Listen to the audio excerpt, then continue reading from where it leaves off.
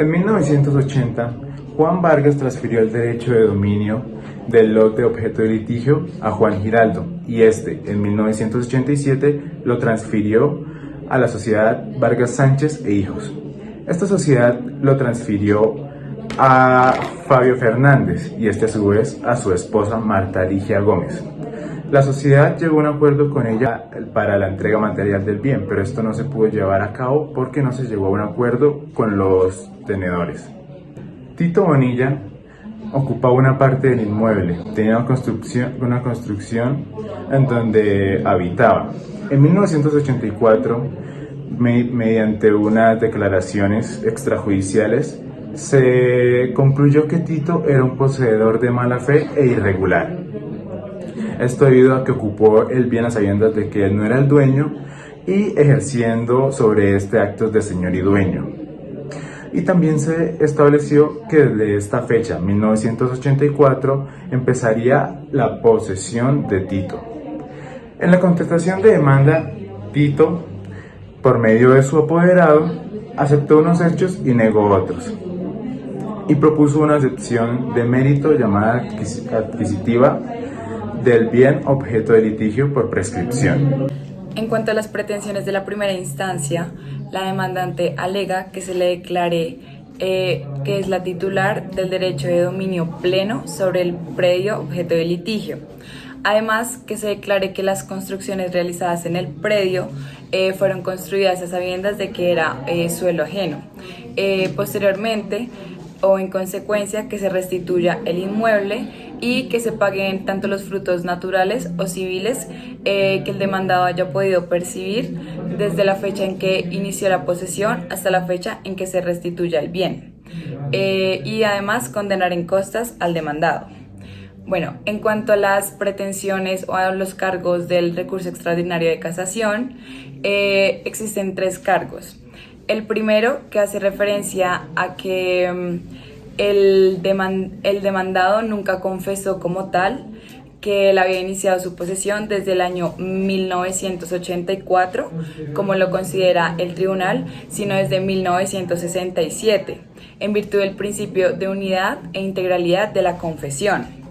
Entonces, el demandado pide que se declare que hubo una valoración errónea del dictamen pericial realizado, pues este solamente demuestra la fecha desde que se empezaron a realizar las mejoras al predio, es decir, las construcciones, más no la fecha en que en realidad empezó a ejercer la posesión. Bueno, este cargo se desestima por la Corte.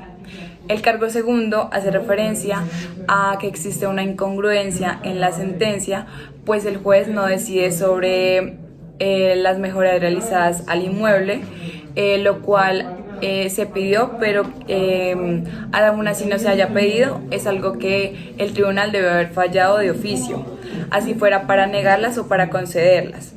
Este cargo prospera. Y en cuanto al último cargo, que es el cargo tercero, lo que se pide es que se declare que no se probó la mala fe del demandado, porque esta solamente se puede dar en los casos en que haya entrado o haya empezado a ejercer la posesión de manera violenta, clandestina o con daño a terceros, y esto nunca se probó en el proceso, por lo cual debería presumirse la buena fe. Este cargo se desestima.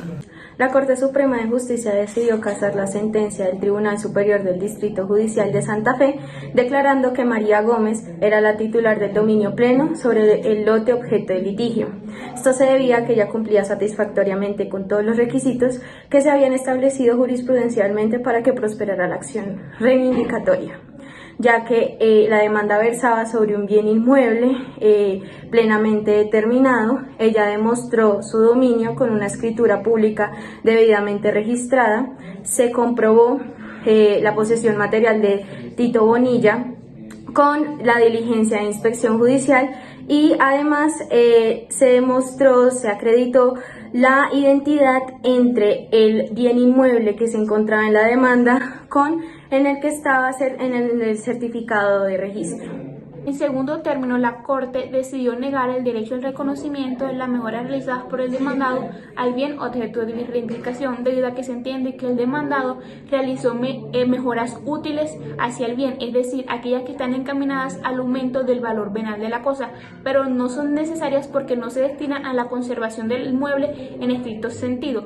Esto se debe a que, a la luz del artículo 967 del Código Civil, que establece que el propietario no está obligado a pagarle por las mejoras realizadas por el poseedor de buena y de mala fe, solamente cuando el poseedor de mala fe haya realizado mejoras necesarias en el inmueble, es decir, aquellas encaminadas a la conservación del mismo.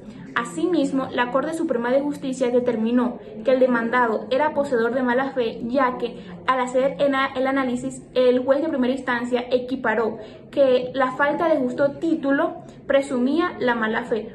Por ello, la Corte decidió negar el pago de las mejoras realizadas al demandado.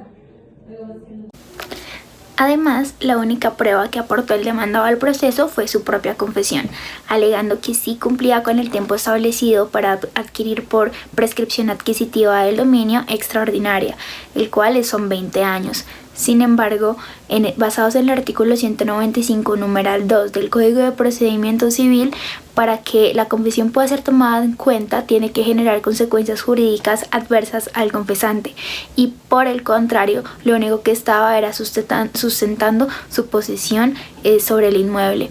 Además, aunque contaba con unos testimonios, estos fueron realizados extrajuicio y basados en el mismo código, estos tienen que ser posteriormente ratificados durante el proceso y no fueron de esta manera ratificados, por lo que la Corte ni el tribunal pudieron tenerlos en cuenta durante el proceso.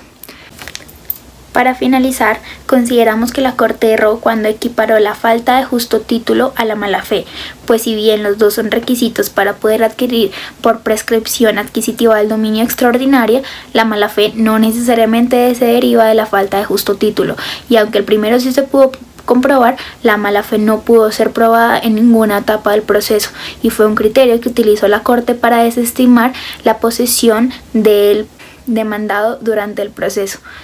Sin embargo, coincidimos con la decisión que tomó la Corte al determinar que se tenía que reivindicar el derecho de dominio sobre el bien inmueble objeto de litigio, debido a que la demandante sí pudo comprobar el dominio que tenía sobre la cosa, y por el contrario el demandado no pudo determinar el tiempo que estuvo poseyendo el inmueble.